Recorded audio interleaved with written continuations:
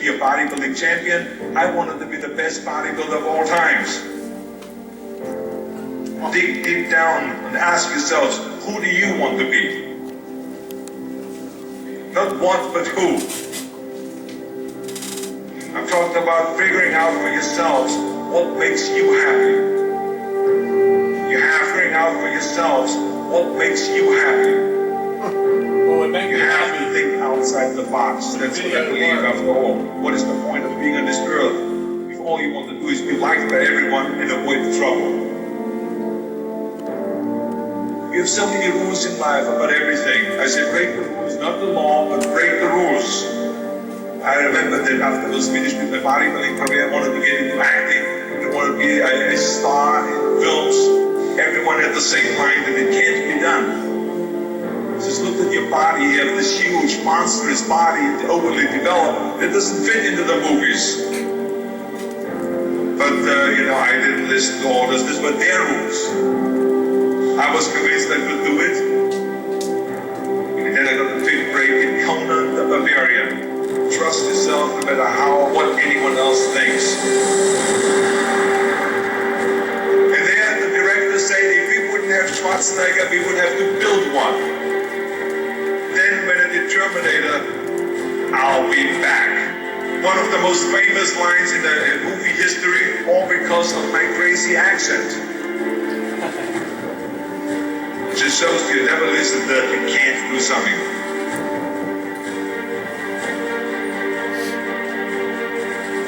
Don't be afraid to fail.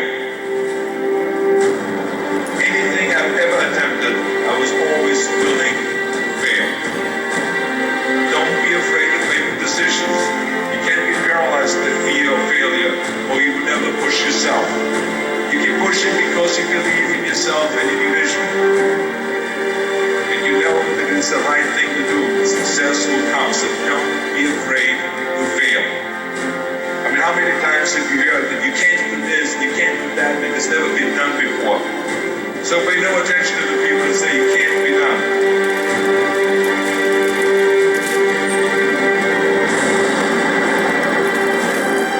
If I would have listened to the naysayers, I would still be in the Austrian Alps yodeling.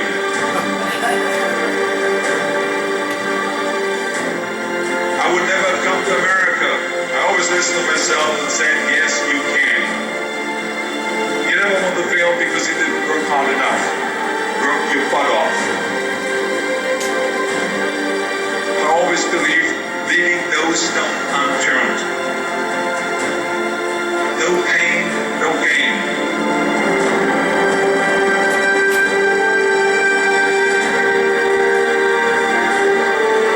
Be out there partying, horsing around. Someone out there at the same time is working hard. Someone is getting smarter and someone is winning. Just remember that.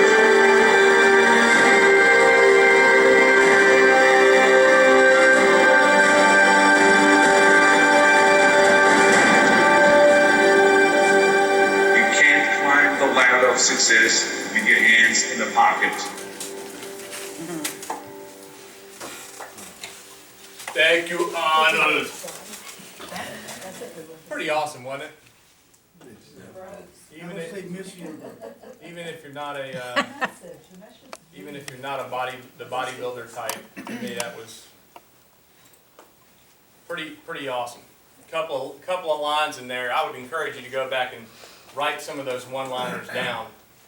But that one iteration where he goes into talking about there's somebody else out there. When you're out partying or you're out doing something, there's somebody else out there that's working, that's winning, that's going to do it. And so this morning in this class, during this 8-week program, my hope and my prayer, my goal for you guys is that will be you. That'll be you out there. That while other people are doing other things, you're advancing yourself, you're advancing your career.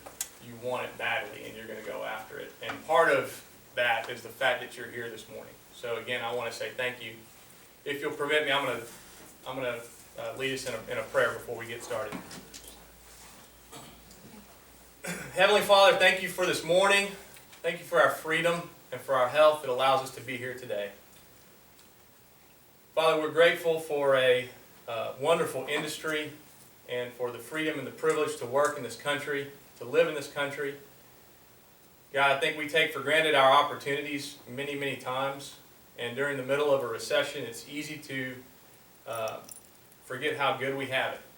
And my prayer for us this morning and this group as we move forward from today is that each and every person here will be committed to doing all things in such a way that would please you, and ultimately with a fervor and an attitude and a spirit that would be worthy of you, Lord. We thank you for this time. We thank you for this morning. Help us to be outstanding in everything we do.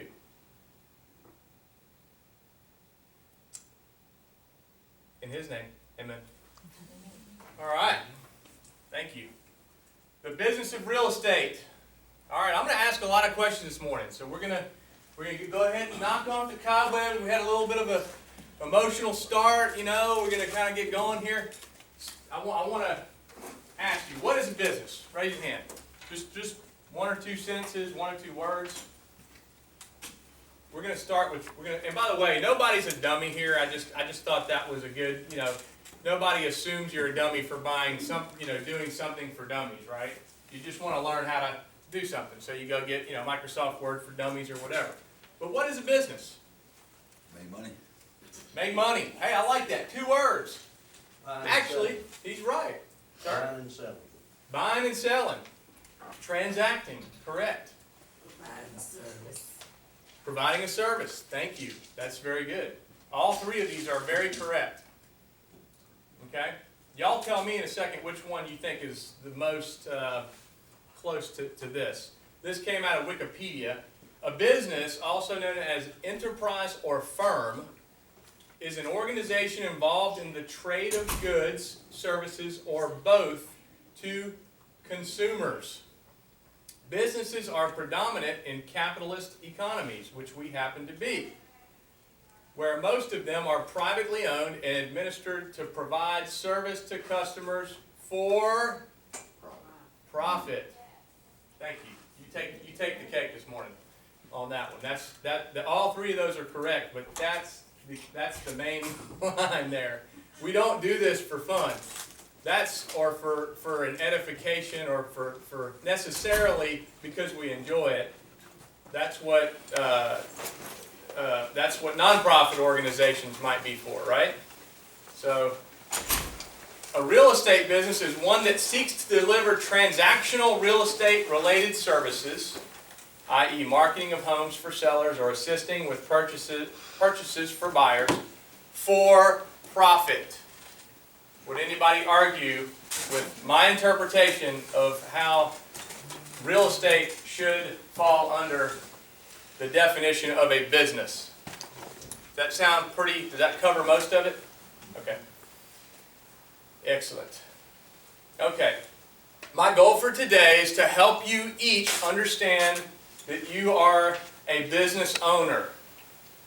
You are a partner with Coldwell Banker, SSK. You do not work for me. You work for yourself. Does everybody understand that? Okay? You work with me, and I am here, and this company is here, and the ownership group of this company is here to assist you and to partner with you. And we have a partnership arrangement. Okay? But the very first thing, and this is something I want you to understand, is you own a business. When you decided to get your real estate license, you decided to go into business for yourself, whether you knew it or not. Right? Yes. Okay. So my goal is to help you think more and sort of own the fact today that you have started a business. And your business is either thriving, or it's idling, or it's retreating. One of those 3 things. And one of them is, only one of the 3 is really sustainable for the long term. Okay? Have you ever heard if you're not growing, you're dying? Thank you. That's correct. And in this business, it is absolutely true. Okay? So, what is profit? Anybody want to take a Gonda?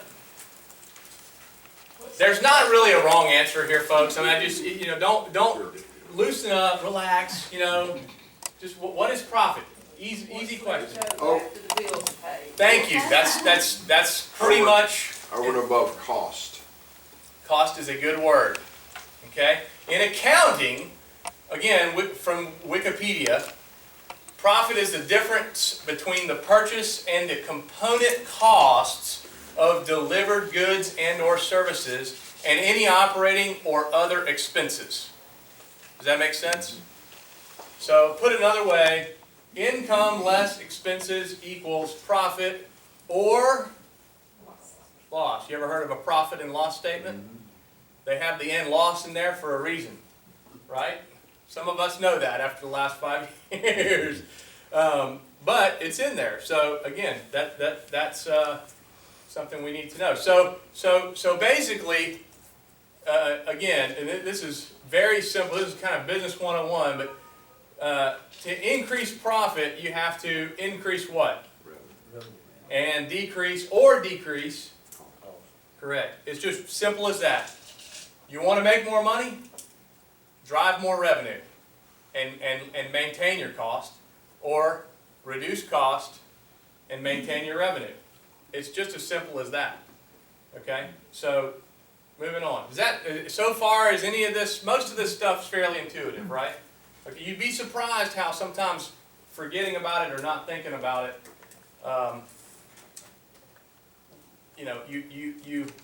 if you don't think about your profit and loss and yourself as a business, then as simple as it is, it's not doing us any good, right? So what we're going to do now is we're going to talk about some of the major components of a business. Okay, these are not everything. This is not everything. It's not exhaustive, but if you just Googled around like major components of a business, these are some things that you would very likely find. Most larger companies have a finance and accounting department, or in a lot of cases, smaller firms have a finance/accounting department. But basically, these guys are for general accounting, accounts payable, accounts receivable, payroll, controlling expenditures and obligations, accounting for all assets and capital project expenditures, internal and external reporting. So, in other words, how are we doing as it relates to our budget for the year? These guys will tell you, can answer that question for you, okay? Research and development. Not a lot of service companies have these departments, but every business has to have a component of research and developing. The point is to develop new products or services, or to hone in or improve the value, if you will, of the service or product you already have, okay? Human resources. What are human resources for? I mean, they're basically, Humans. what's that? Humans. For humans, yeah. Right. A lot of people have interesting stories, if you had any corporate experience, about human resources, and we could go into that another time, but it's interesting that is something that you have to have. So now, couple of things we know we have to have in business: operations or production. Producing and distributing the widgets, these are my words by the way, or administering the services offered, okay? That's what operations essentially is. Would anybody disagree? Okay. Sales and marketing. Typically a very different department from operations and production. Some companies have a sales division, and typically sales falls under the marketing department of a larger firm. But they're responsible for developing growth, market research, communication with customers and prospects, sales support, and the lifeline for strategy of the organization. Okay? Strategy meaning like what direction we're going, what types of products we're gonna try to offer, and at what prices. But ultimately, it's the en route this group, more than anybody else, is responsible for driving business into the company. Does that make sense? Okay. Any questions on that? Please ask some questions this morning, not necessarily on that slide, but I want us to interact, and we're going to get a little bit more into that here. Okay, How much of this is the company going to provide for us? how much of this is the company going to provide for us? That's a great question. Guess what? How much of this is the company already providing for you? Probably the top four. Now, I want to go ahead and say now, it's interesting in big companies how what you will find is there are funny little divisions that can happen between these departments. All right, if you already saw my next slide, you know where I'm going with that. But just keep in mind, you guys sort of represent the sales force of this organization, right? So you're probably going to typically be more likely to not think about or not value the other branches of the company as much. I'm just going to be honest with you because I've been there, I've done it myself. Okay? But there's a lot of money and a lot of time and energy. Now, if we're looking at this company as a unit, which we're not this morning, but just for the sake of your question, I'll answer that. If we look at the company as a unit, these things are being covered for you, and you would be blown away at the amount of cost and time and energy that goes into the financial and accounting department, managing all of these things, keeping the bills paid, research and development. I'm going to put you on the spot, David, but take a wild guess at how many hours you and Russell and Bert spent just with onboarding me and dealing with the loss of Maryland. I mean, if you can throw a number out there. Probably, the better part of 3 or 4 days. Okay. I mean, that's If you that's grouped 24 to it 30 all. hours, I guess, Okay. if we just, All right. You're probably being conservative. Just thinking lot of back for conversation. myself. Yeah. you know. So that was handled. If we're looking at the company as a bigger unit. So again, those are some things. But does that answer your question? It is being done now. Now, does that mean that it does not need to be done to a certain extent for your company? Yes, sir. To be more specific on Dorothy's question, how much does the company provide? And to put it in layman's terms, we probably spend $6,000 to $8,000 a month in various marketing aspects of the company. Right now, that's what we're probably spending. Okay. And I would say that's It might be just conservative. that's probably just in regular cost. Regular cost. That doesn't That's what we include write checks for. right. That doesn't include the investment in the mothership. The mothership. On a monthly basis. So again, but does that answer your question? Sure.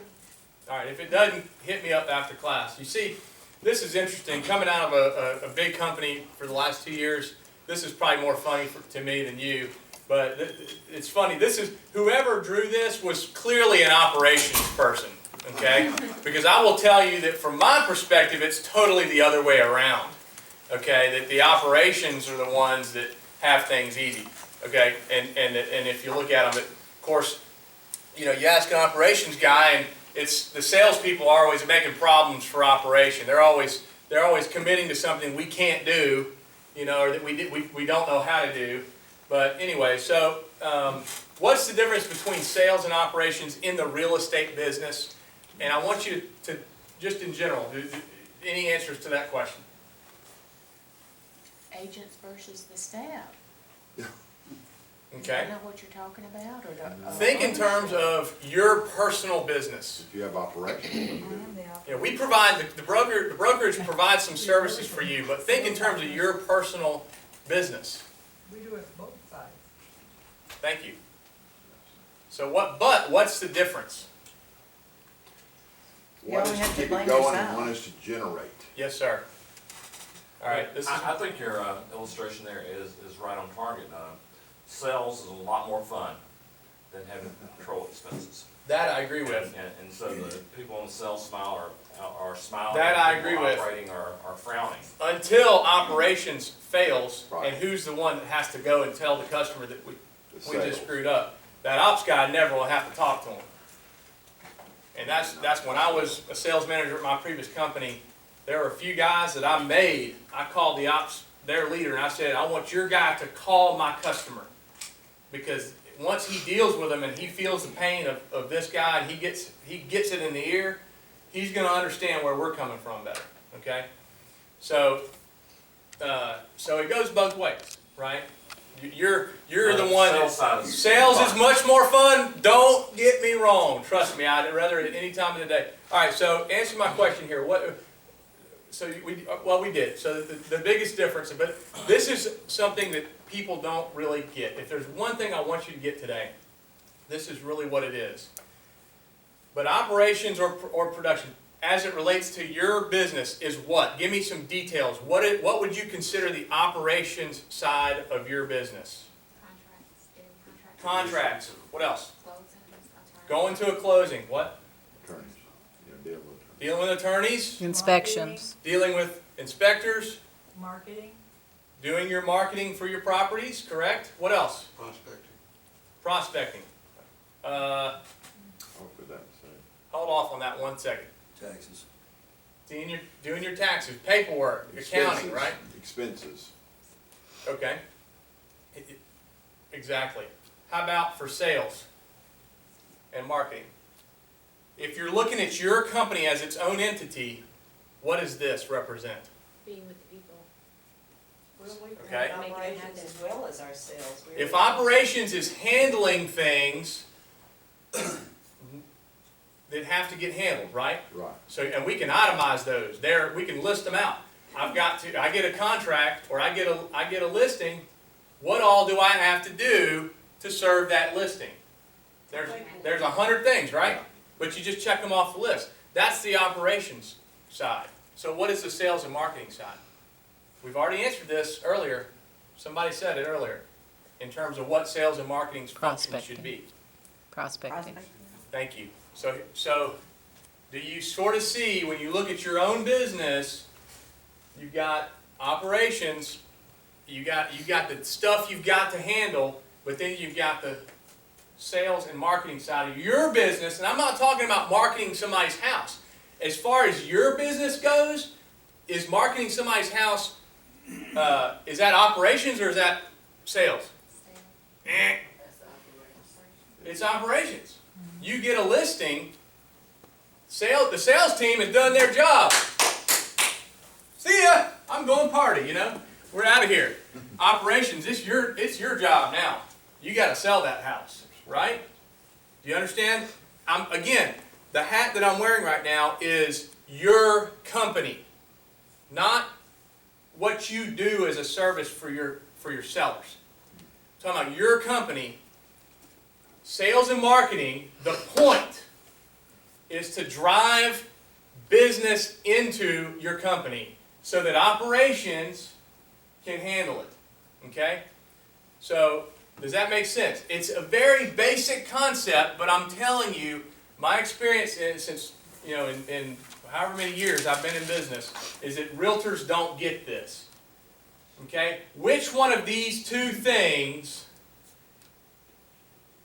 makes you money? Trick question. Both. How you operate your business Right. depends on how much you got Okay. in profit. Right? And both make.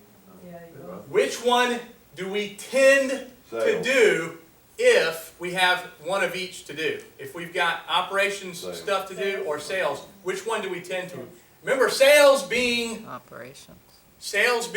I'm bringing new customers in rather than I'm working on, updating a listing or, trying to make phone calls or do a mail out or things that are operations.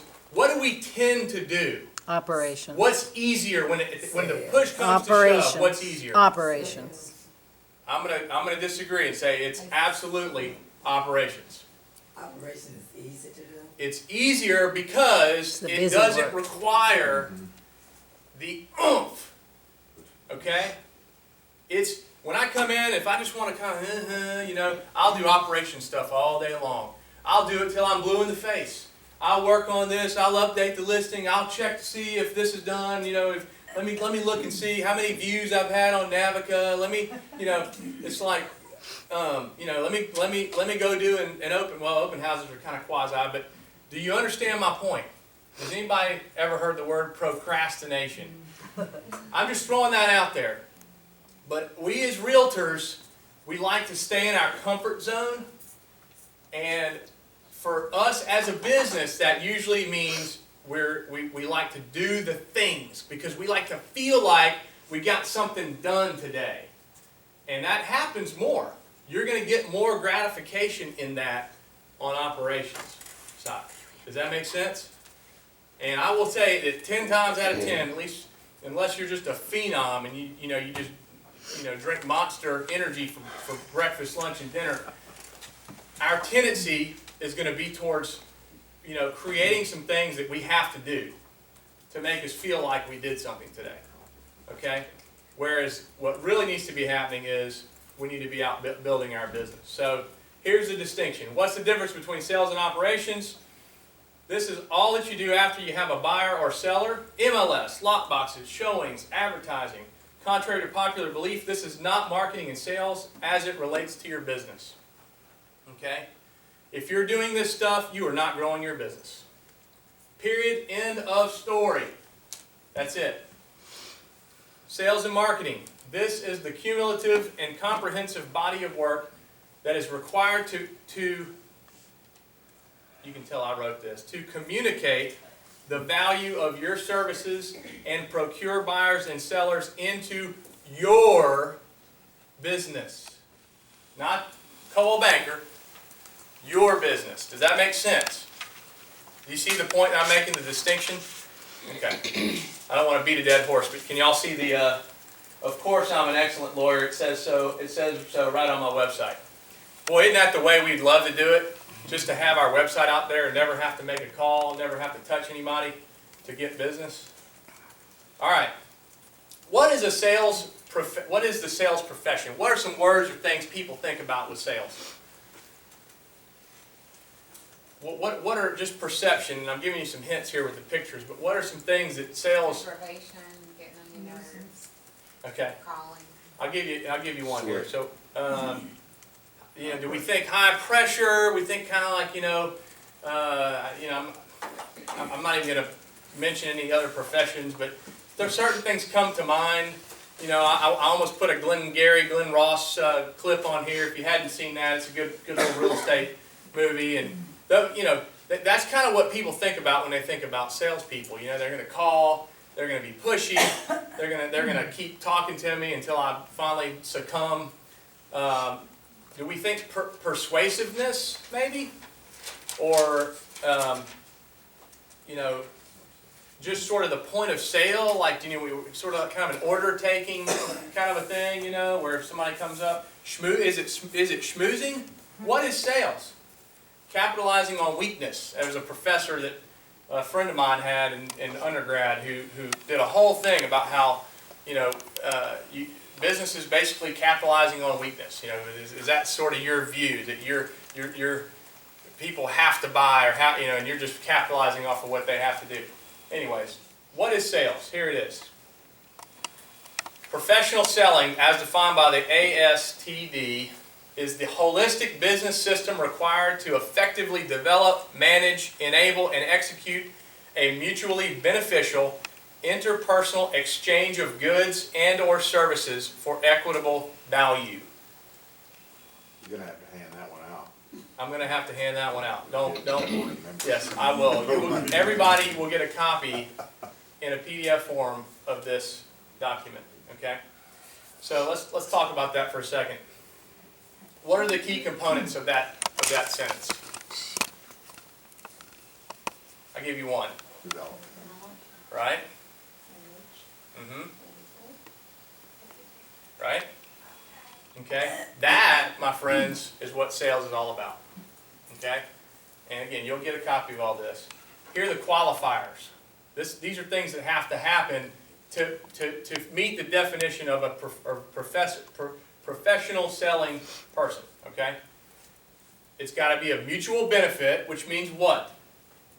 Both parties has to benefit from it? Correct. Yeah. The selling entity and the purchasing entity, and they have to be of equitable value. What does that mean? Equal. Equal or Both benefit. shared value. Yeah, it means that we're both benefiting, but we're also both getting something that's equal in value, okay?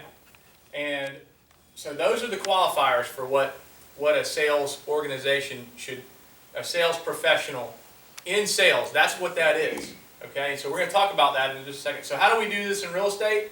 Number one, develop. My interpretation is, again, when we're talking about the sales and marketing side of our personal business, prospecting, specifically the planning and implementation of what you're doing to develop your business, okay?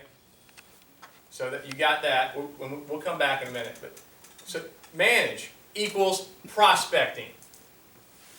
This is the process and systems part, okay, of how you're reaching out, how you're getting the message out, what you're doing, how you're managing the processing of your prospecting, okay?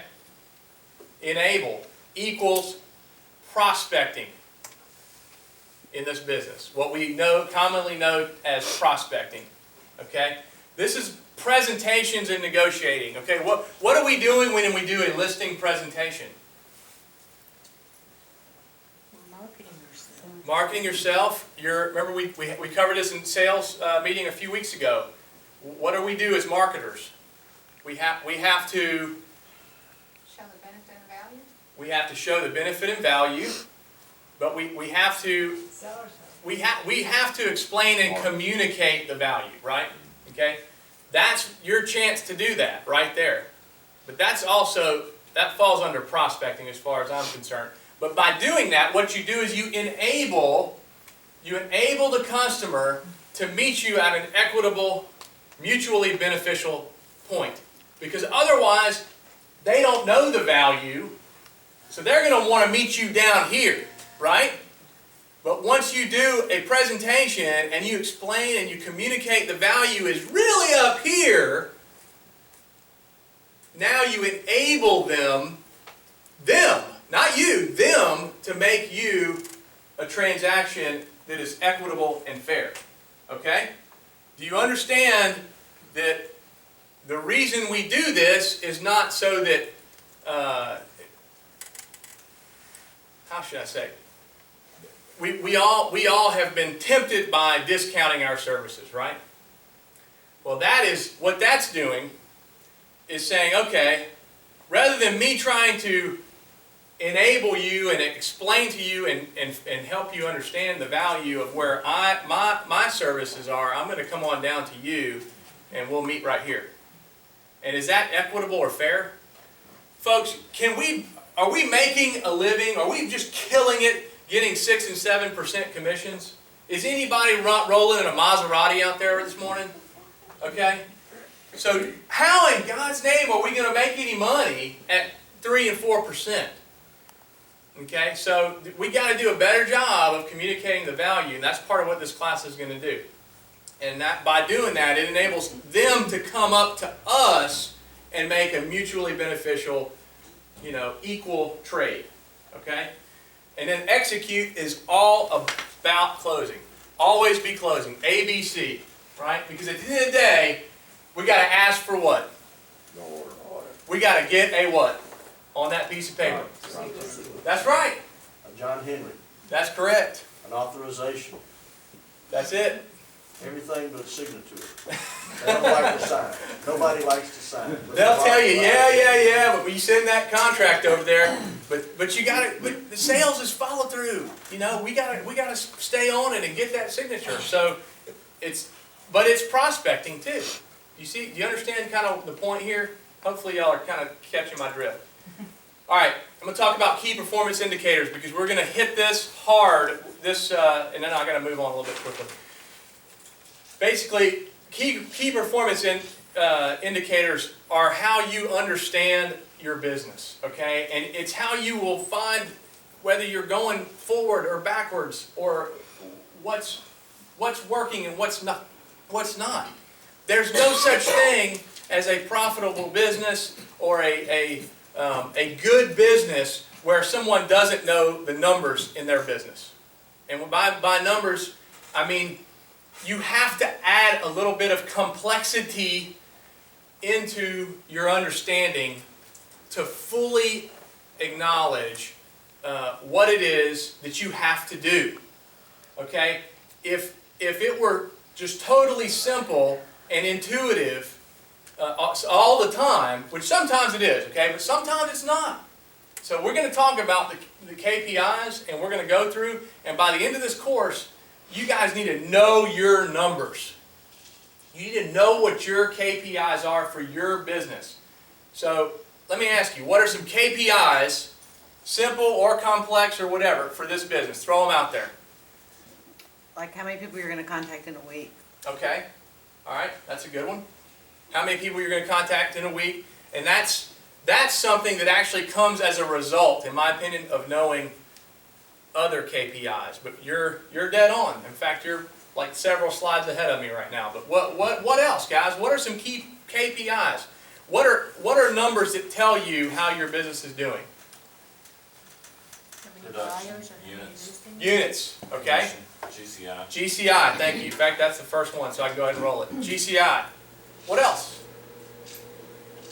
How about sides? You said that one too. Thank you. Okay. How about listing inventory, units, and volume? Okay, that's different than, so sides closed, for example. All right.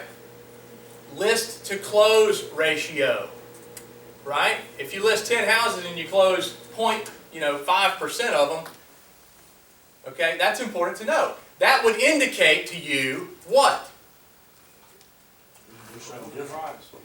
It would be an indication that what needs to change. You need to get some better listings. Better listings, or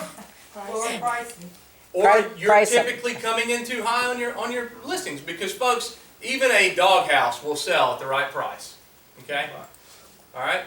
Buyer side to listing ratio. Does anybody know that? Buyer side to listing ratio. Okay? Days on market. That's closely tied to your list to close ratio. All right? Average sales price. Pretty important to know, wouldn't you say? All right? Presentations to listing ratio. How many presentations did you give last month? How many listings did you get? Okay? Prospect touches to presentation ratio. How many people did you have to give a personal warm touch to? I mean, a call, a sit down, a lunch, meeting them in person somewhere. Zan Monroe says a handwritten card. Those are the only things he says. I would say take the handwritten card out. It's touches. Phone calls and belly to belly. How many prospect touches did you have yesterday? Just think about that. I'm not putting anybody on the spot. Day before yesterday. Last week. And how many do you have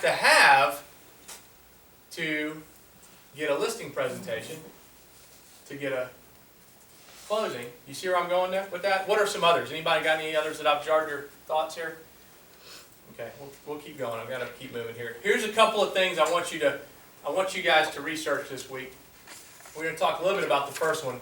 Cost of acquiring a customer. Has everybody ever heard of CAC before? Very important. You should know roughly, and again, you don't have to know necessarily exactly, but just even having a clue of what it is will help you a little bit, right? The cost to acquire a new customer. You should be able to quantify in some way what it costs you in your time, a percentage of your fixed cost and your variable cost to produce a new customer. Okay? So the other thing that ties with that is the LTV, not loan to value, but the lifetime value of a customer. Okay?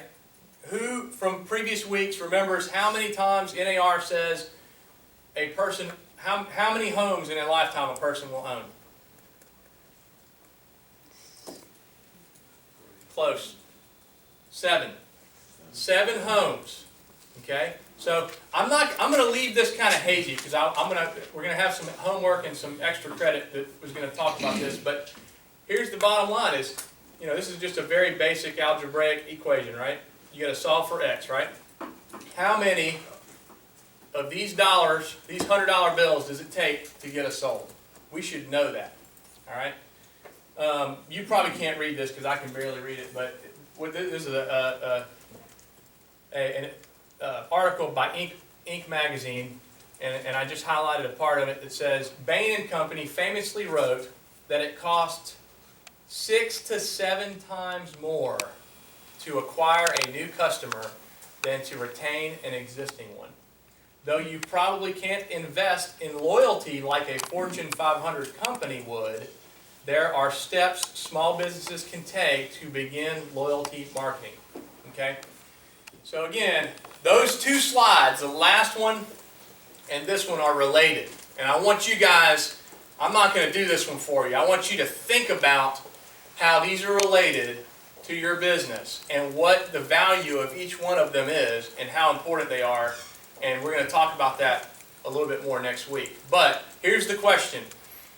What are the real estate business implications of the fact that it is 6 to 7 times more expensive to acquire a new customer?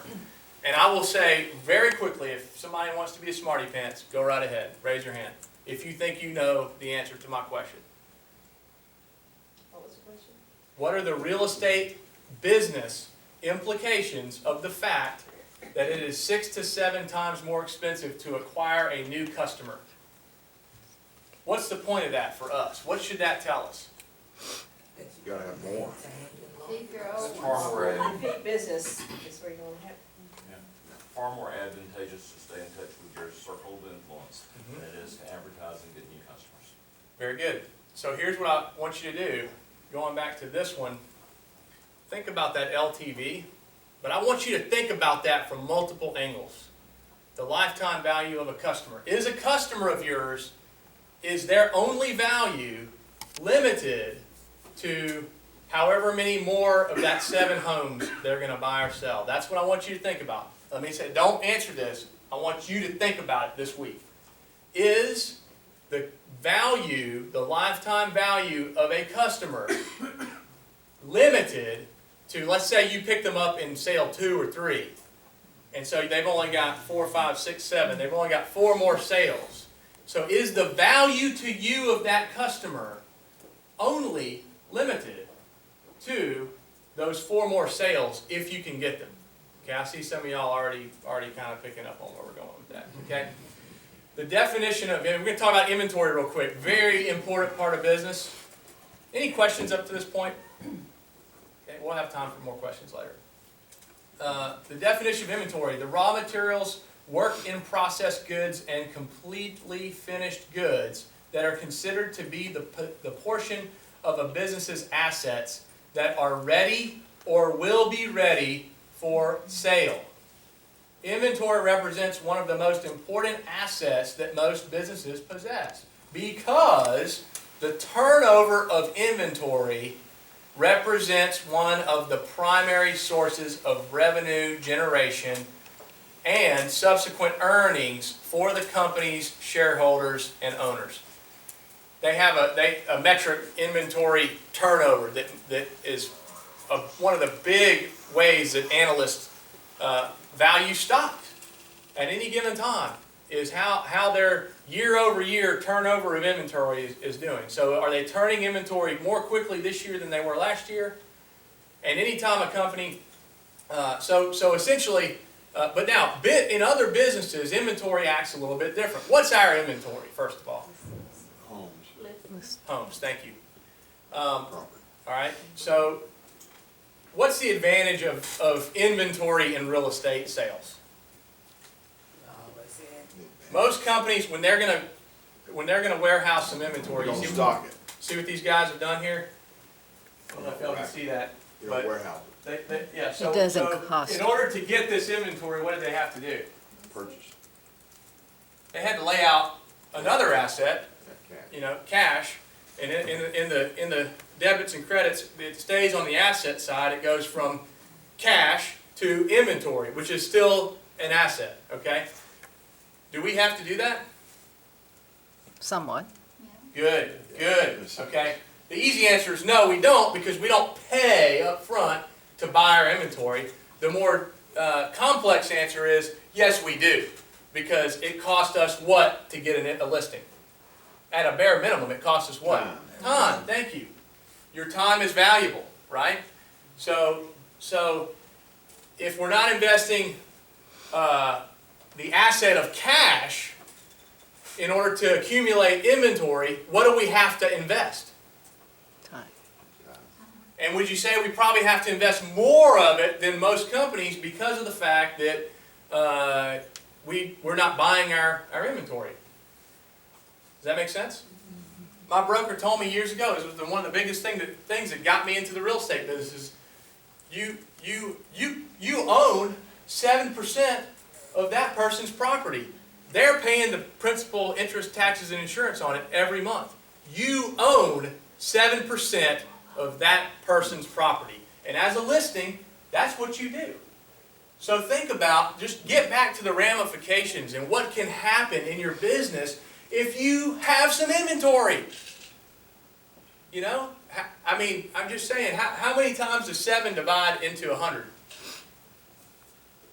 I mean, I'm thinking, I don't know. I'm asking y'all. I don't have my calculator. But it's more than 10 times, right? So let's just say 13, 14 times 7%. 13 or 14 sales, and again, less your expenses, right? But in terms of revenues, 13 or 14 sales, and you might as well have just sold a house that you owned for cash. Right? So you got to think about it like that. Does our inventory cost us anything to require? Doug already got that one. Why are widgets easier to sell than houses? Tangible. But houses are tangible. Yeah. I think the difference is we don't think about our houses as being inventory. We don't look at it that way. But you're right. I think that the tangible fact that you've got a good, it sort of draws. It's either going to draw interest and be marketable or not. It's more of a commodity, right? You know what I'm saying? It's something that you can trade on. So again, how has marketing development in our industry affected inventory? Think about this, the last 10 years. Technology. What's changed? Technology. Technology, okay? Is it easier or harder to sell a listing once it's been listed than 15 years ago? Think in terms of the operational side of things. Gotta be easier. Used to be, my first month in the business, the MLS still had a book. And some of you guys have been at it longer than I do. And that book turned once, it was like if you got it in a day late, you weren't going to be in there for 2 months. You know what I'm saying? And half the houses were already sold a lot of times. So, I would argue that it's some large multiple number more easier to market and sell a home today than it may have used to been. There's a lot more. Shoe tread and tire rubber was the only thing that you could do to get somebody aware of a house. Used to be this MLS here, as I've heard it from folks, everybody caravan. Why? Because you didn't know the inventory if you didn't caravan, if you didn't go see the house. Today, let me ask you this, who has sold a house before that someone did not ever even go look at? But based on online pictures, who has sold a house? Okay? I can say that I sold a $200,000 house the year that I sold my business to some folks from, where were they from? Montana. Because the lady's daughter's name was Tana. They never saw the house till they moved here. Okay? A personal residence. I'm not talking about an investment property. Okay? They were quite pleased. But I did 5 videos with my iPhone. And I walked around, I had a cup of coffee, and she saw me in the mirror, and I was sipping my coffee, in the mirror as I was walking through the house. and they bought the house. Okay, so I would argue it's easier. Okay, I know we're coming to the end of the time here. So here's the deal. Let me see. Okay, we're actually almost done for this class, but a couple of things we're going to do.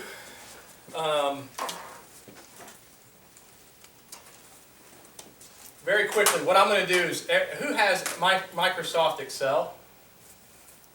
Okay. Here's the thing, folks. In order to understand your numbers, you have to spend some time in them. Okay. And there's things that you may not, you don't have enough cumulative. You haven't studied them enough to know what they are. So you're going to have to find that out. This week, some of the homework is going to be around doing a financial plan and a sales plan for your business. This is not going to be a 20-week process. You're going to do it in an hour and a half. That's it, tops. And you'll be done. And if you do a good job of it, that'll probably count for your business plan for January. Okay? Or at least you can reproduce it or modify it slightly. But basically, let me see if I can zoom in here. Can y'all see that? I'll turn this off. Would it be better if I turn this off? Any better? Okay, so here's the deal. You have a revenue goal you're going to put in of what you want to make, okay, revenues-wise. I've put in some pre-done expenses here that you might have. You can come down here and change other to, let's say you're going to hire an assistant. And if you want to, you can just put in, you're going to allow 2% of revenues, and bam, it's going to populate an expense. These are your expenses. And this is just a simple version, okay? No need for complexity at this point. You just have to have an idea, right? So you guys, this week, you need to get this, you need to tell me what your goal is for revenues, and then what you think your expenses will be. You can add a few if you have to. All you got to do is go down to here, right click, and do, where'd it go? Insert. And it'll just pop a whole nother cell right there, and you can put a whole nother thing, and it keeps the calculations and everything intact. If you don't want to do a calculation, you just come right here and you type in whatever number you want to do. You can type in numbers here or a percentage here, and it'll calculate it for you. Okay? And then that's pretty much your financial plan. You're done. Easy enough, isn't it? Now, here's the hard part. You've got to know your numbers. All right? So what I want to show you here, here's Agent John Doe, all right? And he's figured out that it takes 12 touches, warm calls or in-person events to get a prospect or a qualified lead, okay? It takes 4 prospects to get a listing presentation and 3 listing presentations to get a listing. Okay? These are his KPIs. These are his numbers that he knows. All right? He's figured out. Okay? And so, right here, number of listings that sell. Okay? And what he's done is he's put in 80% percentage of listings that sell. If it's yellow, that's where you put something in. If it's green, do not touch it. Okay? But right here, percentage of listings that sell, if he changes that here, it'll change there and there. Does that make sense? So it takes 1.25 listings to get a sale. Follow? Savvy? All right. Average sale price, he knows, is $100,000. You can find that fairly easily. Or you can decide you're going to make that different, and you'll put that number in. Average days on market, I have not built that component in yet, but we will at some point. So for the purpose of this thing, it's going to assume that you're already up to speed. All right? In other words, we're not working up. This is it's all theorized on an annual level. Does that make sense? Okay, so now percentage of listings that sell, 80%, percentage of listings that provide at least one buyer prospect, okay? Do you understand what I'm saying right there? I get a listing. What do I get when I get a listing? Calls. Is this coming through in the video? Can people see this? I don't think so. I'm gonna turn this back on. Thanks. If I get phone calls, okay, so part of this is my ability to take that lead and do something with it, right? And part of it is just a known fact. I'm gonna get buyers when I have listings. Welcome to real estate. That's the way it works. You got to list to exist. Your commission split, and I'm being conservative here. Some have a higher, so that's the lowest we go. So there you go. Average commission percentage per side. Number of days worked in a year.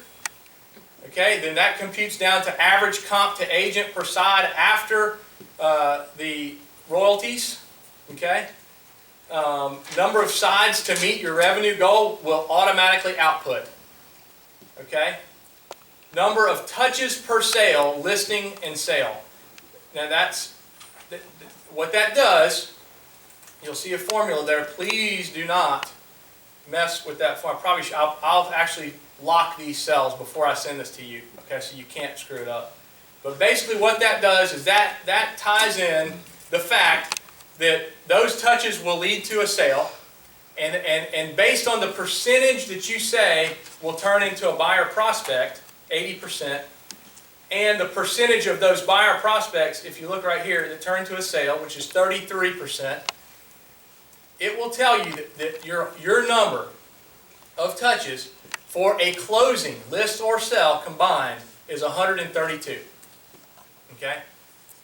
Number of touches per year, basically that does not look right, but no, maybe it is actually. Yes, it is.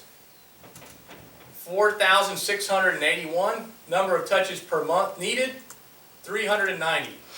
Number of touches per workday needed. Okay? This is why we put in 250 business days. You can Google how many business days in a work year, and that seems to be the consensus after holidays and everything else. Okay? So you can change that if you want. If you want to work on Christmas or whatever, that's your decision. You run your own business. I'm not here to tell you what to do. Okay? But my point here, here's why this is important. Okay? I just gave you the profile of Agent John Doe. When I come in here, if I can get a little better on the phone, and I can convert this down to 10 touches per prospect. Okay, remember this number right here, 19 per workday, right? If I can convert this to 10, what do you think is going to happen when I click off of that right there? That 19 per workday. It's gonna go up. Up? Y'all see that? Okay. Now, number of prospects per listing presentation. So if I can convert, let's just say it only takes me 3 prospects per listing now. Somehow 1 out of every 3 people I talk to from my warm leads now turns into a presentation, not even the sale. Okay? What's going to happen right here? 12. Okay? Number of listing presentations per listing. Okay, so right now I'm only getting 1 in 3. If I can get a listing out of every other presentation, what's it going to do? Okay, do you understand why key performance indicators are important? Do you understand there's hundreds of ways to make your business easier on yourself? Hundreds. Every one of those represents a different skill set that you can improve. Okay? Look down at this. Number of buyer prospects per sale. Okay? So how many buyer prospects? If I can convert and do a better job, just really communicating the value of buying rather than renting, and I can reduce that down to where I'm getting a sale out of 1 out of 2 buyer prospects, maybe 1 decides to rent instead of buying, and the next one buys. It's 6 now, okay?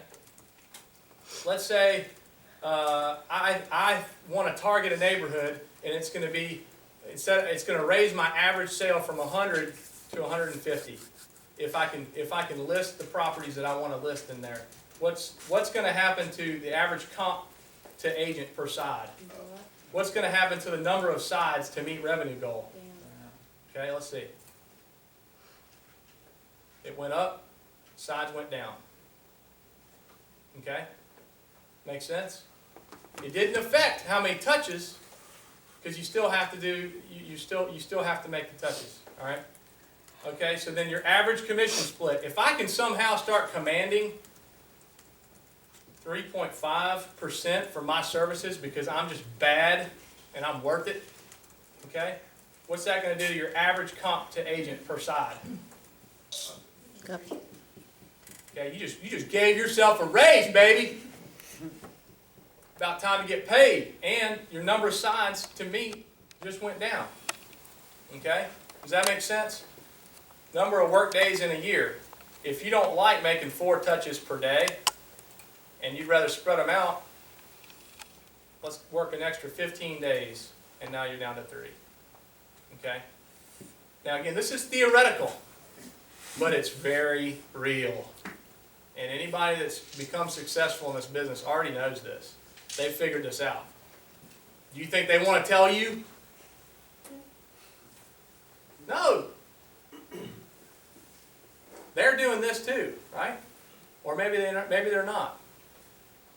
But somebody out there is hungry. They're going to try to figure it out. And I'm telling you what I've learned, and this is as simple as it gets. It is not, this business is easy to comprehend, but hard to do. Okay, so back to this. Again, like I said, we're almost done. I did say that I was going to go long today, so I'm not going to apologize for it. All right. So here's what we're going to do. Number one, we're going to complete this business/sales plan. Okay. And I'm making it easy. Would you not agree that I just made your life very easy by sending you this Excel worksheet? Easier. Okay. All right. You don't have to. And by the way, I've seen other ones that, you feel like you got to have a Harvard MBA to even understand.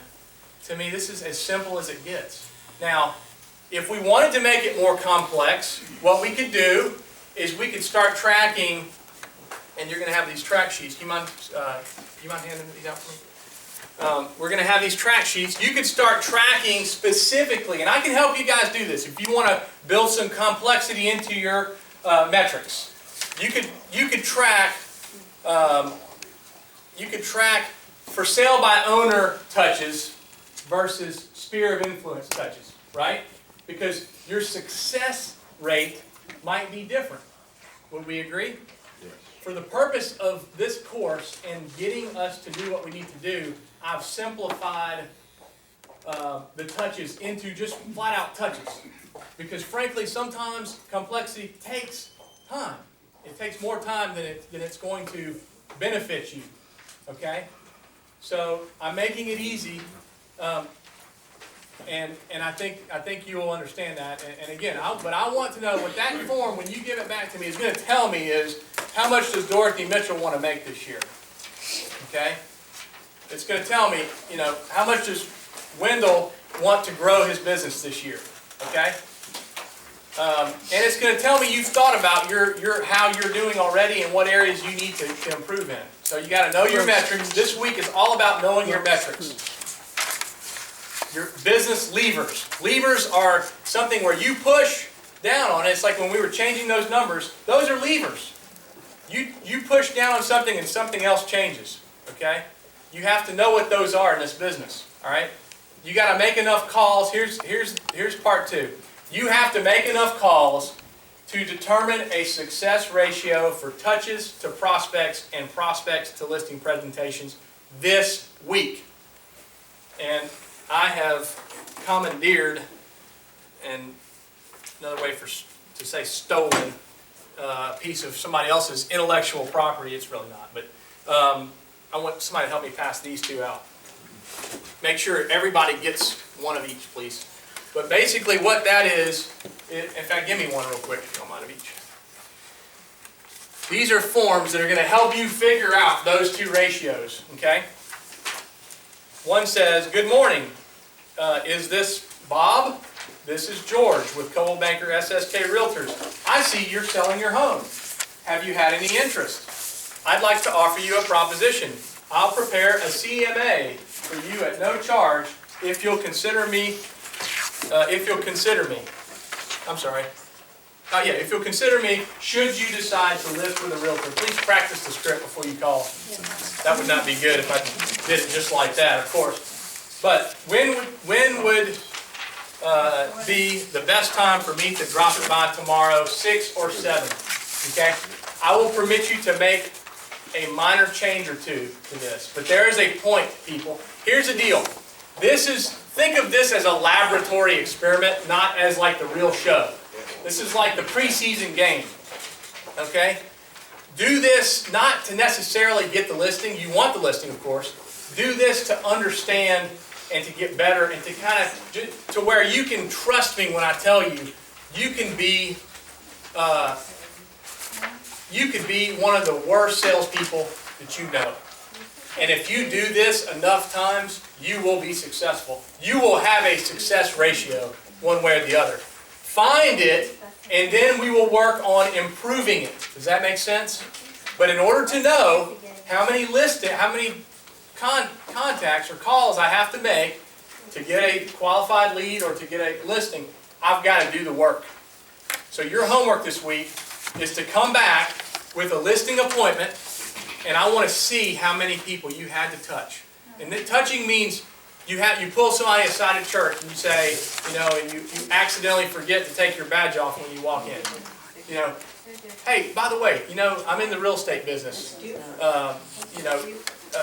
you know anybody off the top of your head that's looking to buy or sell in the near future? That's a touch. Write it down, okay?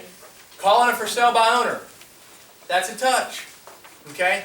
Anything that's a personal touch over the phone or in person counts. Okay, you can change the script a little bit, but here's the point of the script. Don't go on for days and days. Don't feel like you have to, build 30 minutes of rapport. You don't have time to do that. This is a numbers game, okay? And I want to prove this to you because realtors always feel like we're not being personable enough. The fact is, you're offering a valuable service. This is just the first point of contact. You're going to have plenty of time to get to know these people and for them to love you. But you got to get in touch with them. Okay. The other one is a script for your sphere of I'm sorry. Let's see which one. Have you thought about moving now or in the future? This is just a basic script, but you can make your own script or revise it a little bit for your sphere of influence. And that's your homework. Come back with that, okay? You got to know it. Is it going to be comfortable to do that this week? Are there going to be excuses and reasons why you can't do that? So one is for sale by owner. One is for your sphere of influence or people that you know or that you're getting to know, and one is for sale by owners. So, but again, feel free to maneuver those a little bit. But the point needs to be the script needs to be quick. And it needs to be scripted, and you need to get its quantity, okay? I'd rather you stress the quantity here than the quality right now, all right? Okay, if you have a sphere of influence and it's organized, I want you to add to it this week. If you don't have one, you need to start one this week and add as many people to it as you can. Both groups need to bring me their SOI, sphere of influence, next week so I can inspect. And I'm going to look at it. And here's another form. If you're tired, pass it on to somebody else. But these are things that will jog your mind and help you to think about people you know. These are professions, people you deal with. When you go through this list, try to imagine or think of people who fit these descriptions to help you get your sphere of influence going. Again, if you have Google, it's as easy as going to contacts,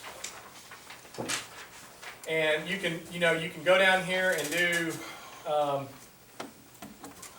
where's the groups at? Yes. New group. Do you see that? Gmail. Your new group. And then you can just say SOI. It's as simple as that. And then if you already have contacts in there, you just move them over. Okay? If you need help with this week, that's what I'm here for. Okay? But you do a new group, SOI. There it is right there.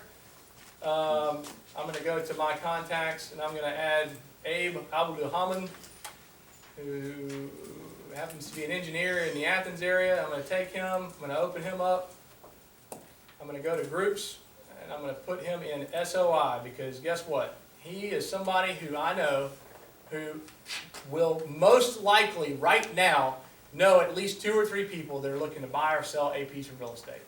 Okay, that was just the first name I came up with. All right, so now when I go to SOI, there's Abe. When I go to my contacts, he's still there. So he's tagged with both. So you can change them. Now, if I've got and I think I may from back in the old days have listing prospects, okay? If Abe ends up selling a house, what else am I going to tag him with? Listing prospect. Or a owner, present owner. I mean, think about how you're going to organize your portfolio of contacts. Okay? But the big thing that I want from you right now is I want you to come back with as many names as you can next week if you don't have an SOI. And if you do, I want you to add to them. Capiche? Capiche. All right. Extra credit, personal development and study. Know the importance of your CAC and your LTV. All right, remember who knows what those are? Who still remembers? Joel? Cost of acquiring a customer All right, and lifetime okay. value of customer. Come ready to discuss. I want you to impress me with your understanding of how they're related, and if you can steal my thunder with kind of where I was pointing with what I was asking you about the real LTV, then I'll be impressed. All right, extra credit too. I want you, and you already did this, so you don't have to do it, but I want you to watch The Pursuit of Happiness. Who's seen the movie already? Okay, it's a great movie. To me, it was one of those that just, I got done, I was like, it just gave me a gratitude for who I am and where I'm at, and the guy's a salesperson, and it's one of those things where it'll inspire you, and I want you guys to dig deep here. We're all making a story here, folks. We're all part of our own story and a narrative. And by the way, marketing, what customers want, they want to be a part of somebody's story. You know, I had a listing presentation with Garrett. Remember Garrett, the agent? It's the same guy. Okay, his first listing presentation that I went on it with him. It was about 8 o'clock at night. We went to these sellers' houses. They had sold several homes up to that point. We went in and he did the presentation and did a great job, and I said a few things, and they got to the end and they said, you know, this is great. You guys are really great. What we're going to do is we're going to think about this for a week or so, and you know, we'll get back in touch. Okay? And that's where I stepped in and I said, guys, I want to just stop you for a second. I said, here's the deal. Garrett's hungry, and I'm a broker, and I'm hungry too. Our company's hungry. We are in this business to be number one in this area, and we love this house. We believe in this house. This is the best house on the block by far. And what would you know? We're the best real estate company on the block by far. And they're listening at this point, and I'm kind of just building it up, and I'm not really seeing any breakthrough yet, you know. But I get to the end of my little thing, and I say, and by the way, you guys would be Garrett's first listing. And they said, you got to be kidding me. Okay, all right, let's do it. Let's sign it.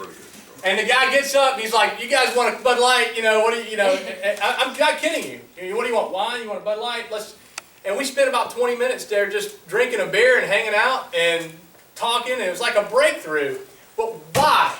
Why did they take the listing after we had done the presentation? I came with him as the broker. I did my little ditty afterwards. We'd done everything we were supposed to do. But why did they give us the listing? They wanted to be part of his story. Yes, ma'am, they did. They wanted to be part of his story. Does that make sense what I'm saying? So if you go and you do a listing presentation, or you're dealing with people in the public and buyers, you're not just another realtor. What's your story? What's your story? Who are you?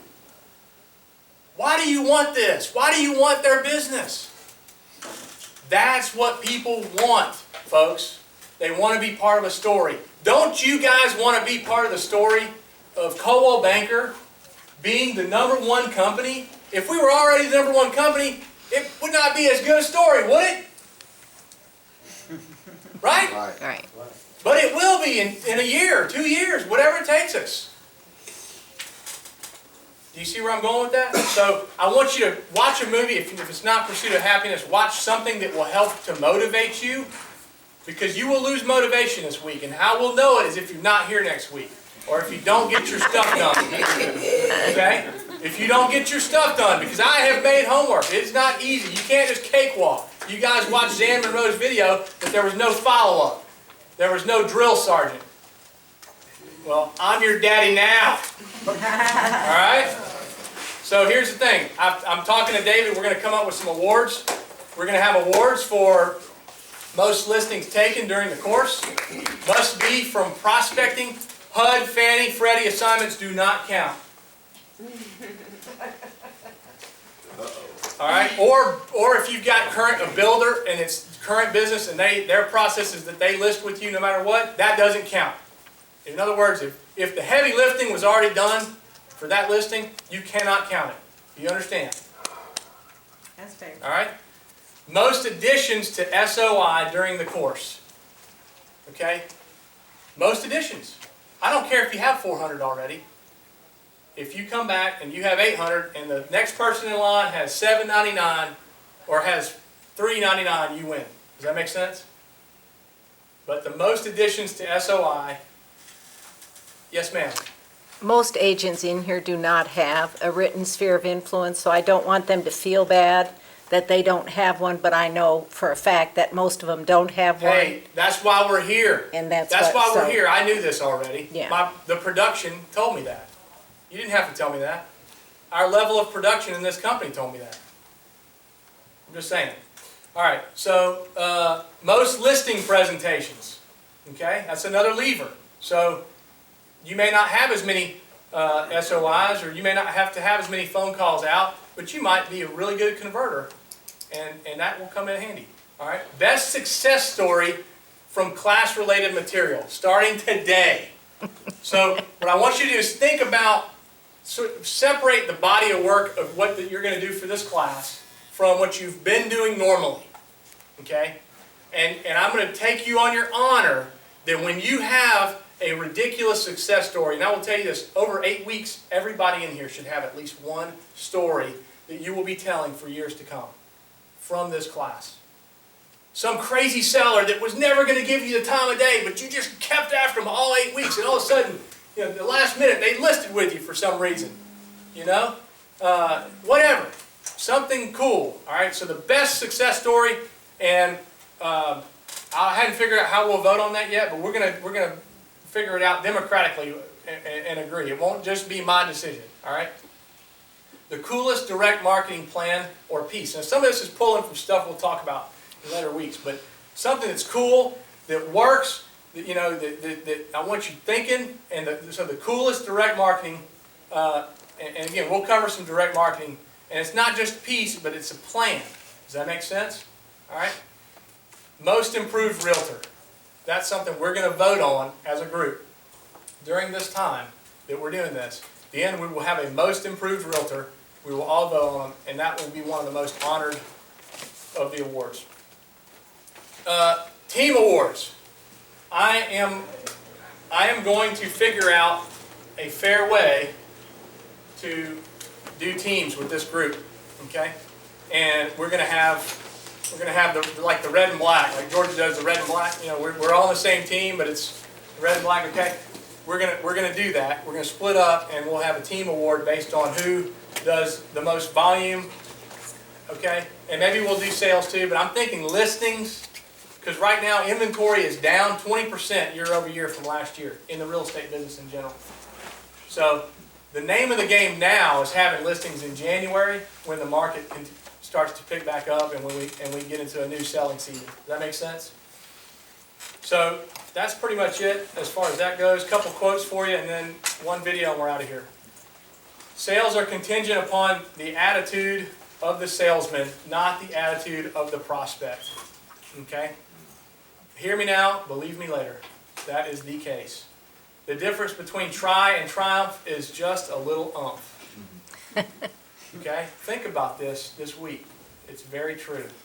You can do anything if you have enthusiasm. Who does this remind you of?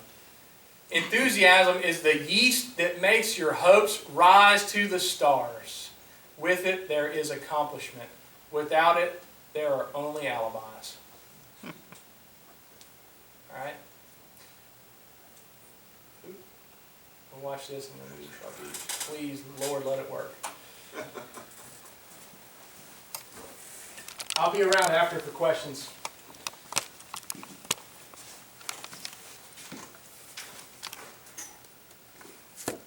Where's our internet guy when we need him, right? Okay, hold on. Let me try this other thing we did last time.